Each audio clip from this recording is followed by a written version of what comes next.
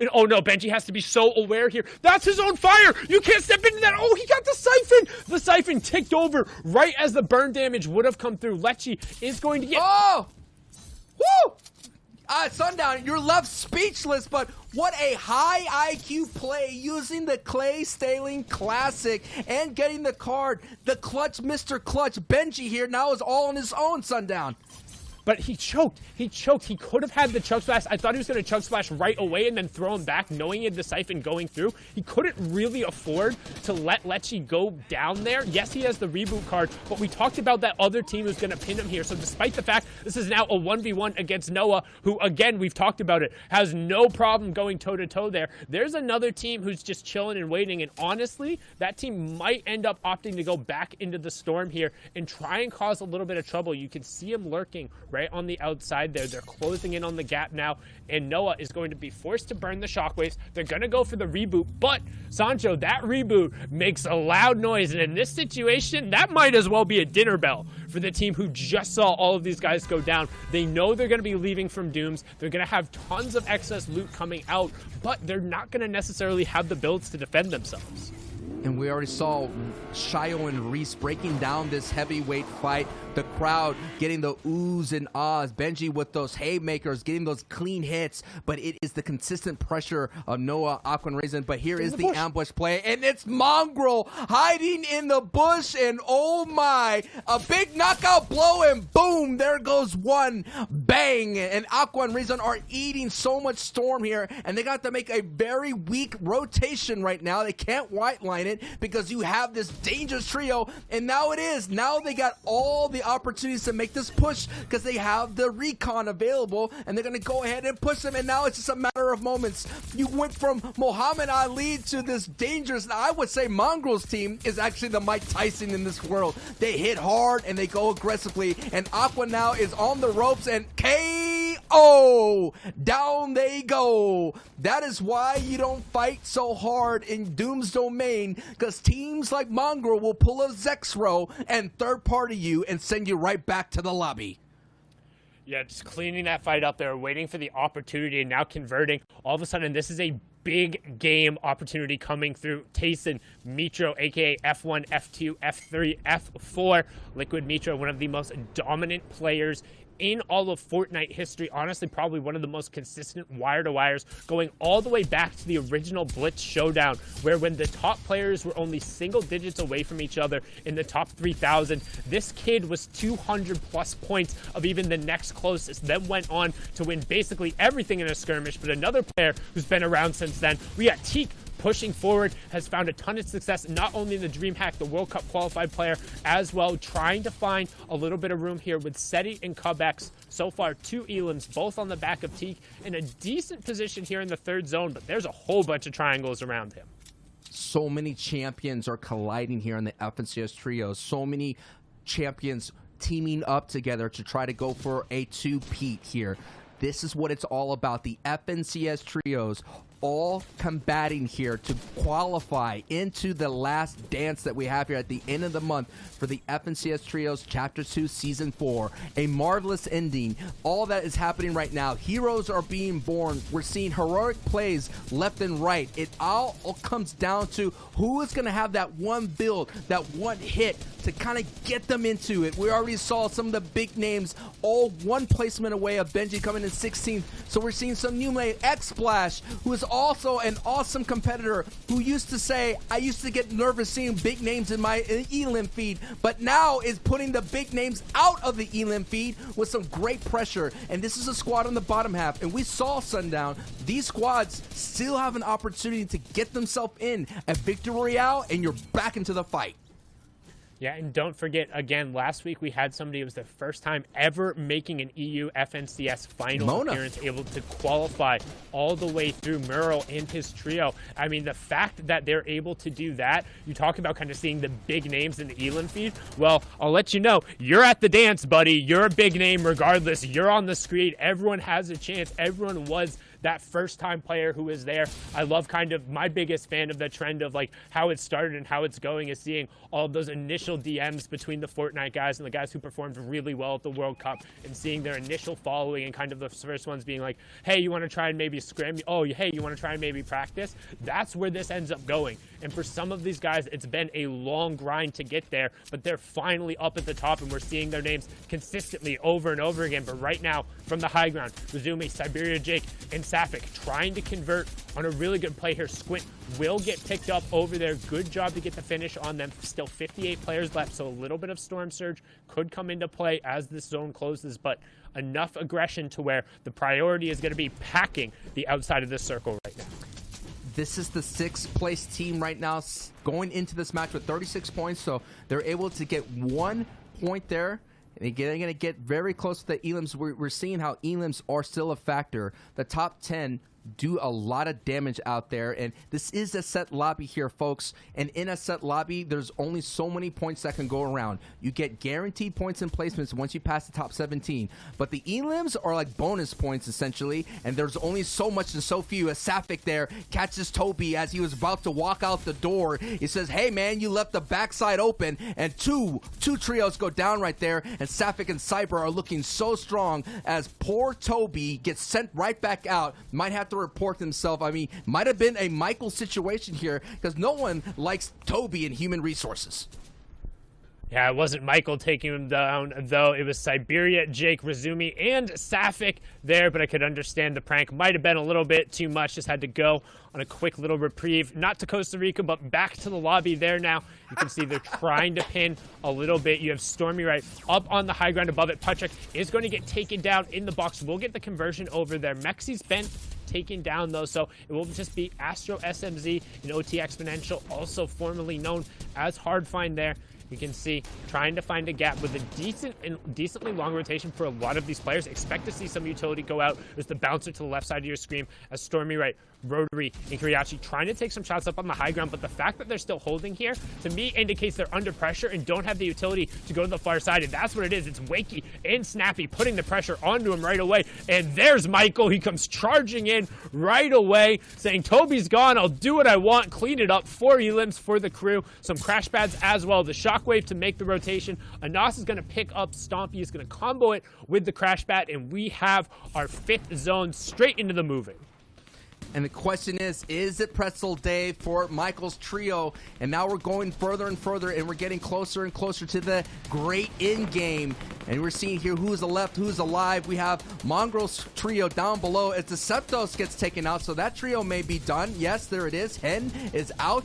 Milan Chappix is a new face into this week 2 here, or the qualifiers, taking out another new face as Papa Flares is popping off in the Elam feed. And we're going to see it's going to be a very clean end game here, Sundown. No mountains really to worry about. If it does pull up north, though, they have to worry about all that water. Yeah, the water not as bad this chapter as you're able to kind of go through and build on top of it. But the one thing you'll note here is, what's up, Queezy? You're not a part of the Blue Man group? You too good for that? Rocket the Gold Trooper over there. You can see the other ones got those custom superheroes going out. That's when we're going to talk about the pro players. End up enjoying either making them all a monetary color. You see some of those all black skins a little bit there. Ref's Guard right now pinned against the side of the zone, utilizing all of this Chug Splash. Is going to be able to get a knock there as well, but can he convert onto it? No, that's actually Scram who got knocked, so he's trying to stick that revive. Has a team tarping underneath him, but a little bit of clutch potential coming out here. But let's hop on board Sneelix, Snag, and Heatsy, somebody who wasn't able to qualify in that week 1. A trio who's been relatively hyped up. They were comfortable qualifying this week, though. They led most of the way through the semifinals, and right now they have a really good priority position on this tarp. They're not necessarily high or low ground, but they're front of zone on the mid tarp and all hip to hip, which gives them priority advantage on anybody who might slip up here. The only thing they have to worry about is Storm Surge. It's there. They're only 37 above, and they could easily be below that. 9 players have to go down. The Storm Surge does so much damage, 25 HP. And one thing you heard that little hissing sound. Steelix is running the charged shotgun, which indicates that it was actually a choice here considering everyone else has had the side grade, which is something we've seen because in these not exactly wall-to-wall situations, but when you have a little bit more room there, the charged shotgun is more damage efficient. You can put out more damage at longer range, and Steelix got a huge hit there that was able to back him off. However, he's going to be forced to kind of medkit off or pop a flopper on the backside of the zone, but will the flop be enough to pop them forward into the rest of the zone as we hop on board here? Here's Queezy going to hit the bouncer, trying to get a little bit up on the high ground. We still have our number one team, Chappix, picking up elims in the feed on the left-hand side. 12 trios remaining, 30 players left. Don't forget, each trio that drops is an additional point, but it's all about the top 1 and 2 as Queezy eats a big pump shot. He's going to be forced to take that last mini. Mongo's trio is heating up the feed right now as Queezy does lose one member of the trio. So it's up to Steelix and Yeezy. There's so many duos and solos out there in the fight. Tayson picks up another elim. Anas' trio is doing really strong. I see Thomas and Anas popping off, but it's the story down below as Tayson gets taken away. Yahtzee was just sitting there waiting for him to come through, and the same thing happens. One fish eats another fish, but the big fish is Kiko sitting at height. The trio is looking strong as we're taking a look at Mongrel now with only Mitro here as down goes Flick. Big names are taking up big names. The mud is happening, is slinging back and forth. So many big time names are going down right in the low ground, but it's Height who has the strong position as Queezy, Milan, and Chappix are second from Height, so they're in danger, Sundown, from getting beamed down, but they're not worried about that because they're looking for some elims down below. Yeah, and you can see it's actually pulling back over a little bit of these old builds, so they're in a relatively safe spot, but they need to be cognizant of how many mats they have. You can see Wakey able to pick up a pair of elims, but the Mitro trades it back, and right now Mongo and Mitro on the backside of the zone is very scary. Chappix going to use all but the last edit down comes through. Chappix eats a huge shot out from Chappix, finding the pump there, and a second one, brilliant 180 coming through, gets the confirmation as well, still has an HP advantage, but that's the fifth elim coming out from Chappix right now, trying to do everything for his team as Milan picks up Mitro, which means Mongo is alone on the low ground there against Milan. You can see up on the high ground, Nate, 4ZR, and Kezix completely uncontested as we work back over the old builds. This match is theirs to win, but right now the story is what's happening on the low ground. And that is a great story indeed. You're seeing some big-time plays happening as they're already getting so many elims with 8 elims, 69 points as Kiko takes down Teak. Kiko's squad was up on the height and they lost it to a strong squad of 4ZR and Kezix. But Milan, Queezy, Chappix, down goes Queezy. Now Kiko and Mongrel is still in this fight. Mongrel, can he pull off the solo performance? It is possible. No, down goes Mongrel to a strong trio team. Slender goes down. So it is 2 trios going up against it, but the shockwaves send everybody out. Oh my goodness, Milan, Chappix with some nice plays here. Chappix has a medkit. Chappix has a medkit. He needs to find the space where the zone is going. He needs 3 additional seconds in the zone to be able to pop it off. But theoretically, he should have the HP advantage, especially as Mon. He's going to throw him out in the zone. He used the shockwave to throw out in the zone. That's such a great play from Chappix. Oh my lord. The first shockwave to go off, the second shockwave to send the player out, and Milan gets the clutch execution to turn it over. What a way to head into the halfway point for EU match number 3. The 200 IQ play is popping off. A shocking finish here. New names here doing some damage. The trio of Chappix that has been steadily placing really high was able to capitalize and getting a victory royale in game 3.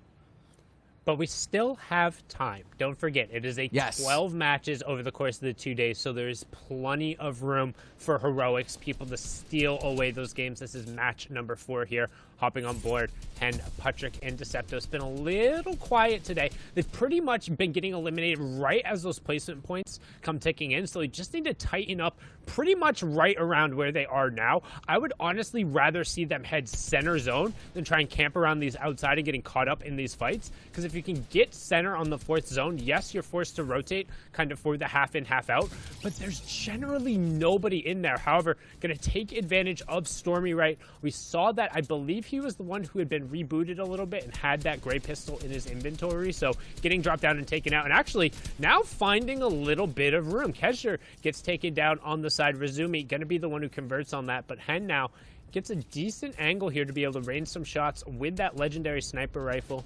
However, just going to box up instead. You see Queezy, Steelix just above him to the side. Boyer and co. trying to tunnel in on the outside and just pack in on this 4th zone as we flip on over to Deceptos.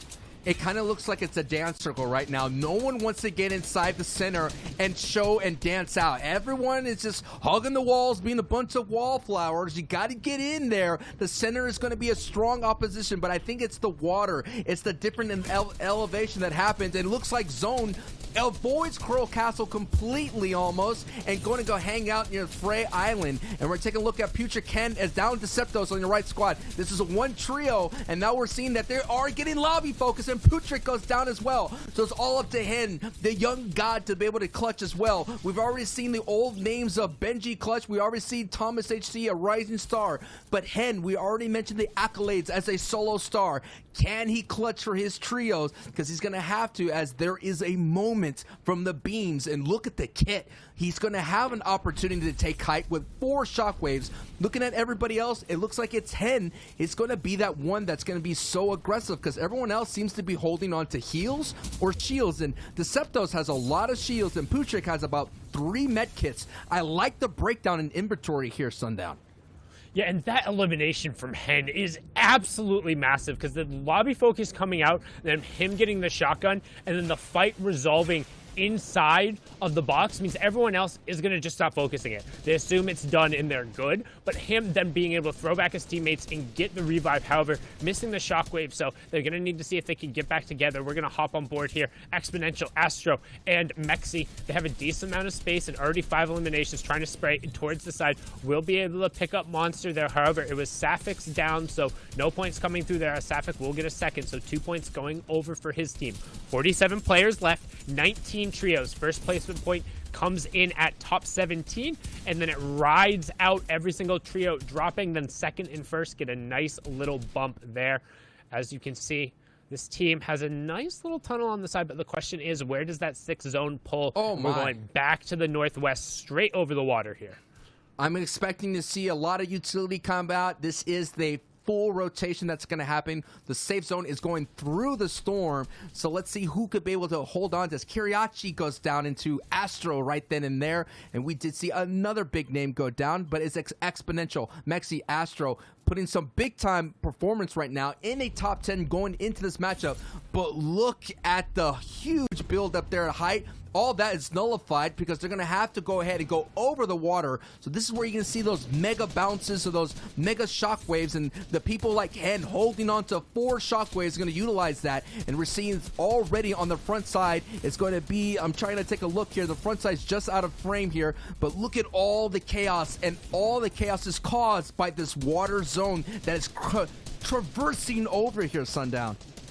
Yeah, you're basically forced to kind of have to full tarp or at least find an uncontested layer. It makes it just that much more difficult, but it also gives you a little bit of an option to play Dolphin on the low ground if you're able to find that space, which it looks like Snappy is doing. We're going to wait for the replay to catch up in just a second here. All the builds going out, and no, instead just in a tarp on the low ground. Going to look for a quick little triangle edit, see if they can't drop a player down here. Harpoon comes out onto the full metal. They get the cone, but nothing else going through. Top 15 now as Chappix gets a knock onto Thomas HC. That means our top team is still up and still getting placement points. Like, again, we talked about their worst placement so far has been 4th. Chappix getting the confirmation onto Thomas, and Nas also going down there. So their 2nd place team from last week going to fall. Snappy is going to be all by his lonesome as both of his other teammates will end up falling to the zone there. Top 12 now. Top 30 players remaining, which means Storm Surge is going to turn off as we head into the late game.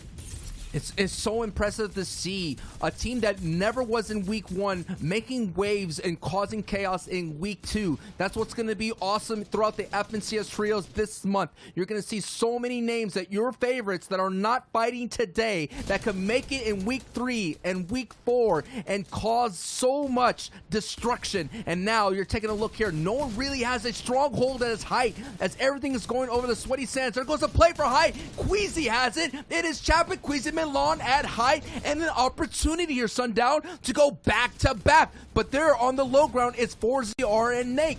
They have an opportunity who've been so consistent throughout the entire FNCS Trios to put a stamp on this game. As another new name, Hen, Putrick, and you're seeing Decryptos still alive, still fighting.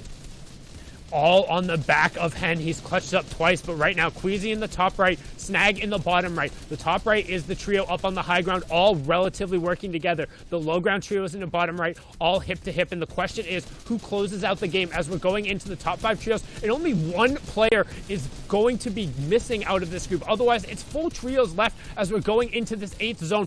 Big pickup from Snag there, as Queezy and co are still going to continue to rain down shots, but right now, it's 6 elims for the high ground trio to 5 on the low ground trio. However, Queezy going down there can Snag make the play as Steelix takes a ton of HP damage. It's all going to be on the back of Snag and whether or not Steelix can make a play. He finds an elim. He's going to get the siphon, pop a pair of minis, and get himself back in the game. 9 players left, 4 of them being trios. Queezy is going to tick over there, and now we're down to the final 8. The reception story is still on for Queezy Milan. They have an opportunity, did not even come through, coming in 34th place in round 2, now with a strong opportunity to go back-to-back. And Hen is still popping off and actually takes down Kezix, who was set down below. So Hen, with the performance right now, all by himself alongside with another solo player in Force the Air, but down goes Hen. So now it is Chappix, Queezy, the 2 duos. It's a duo v duo, low to high. It's been the story throughout this entire time, the thematic battle between the ultimate height and the ultimate low, going back to back, and already the pop-ups having Queezy now is low, but yes, the trade happens and Snag gets snagged on out, then Chappix closes it out. There it is, ladies and gentlemen, the back-to-back victory royale for Queezy, Milan, and Chappix.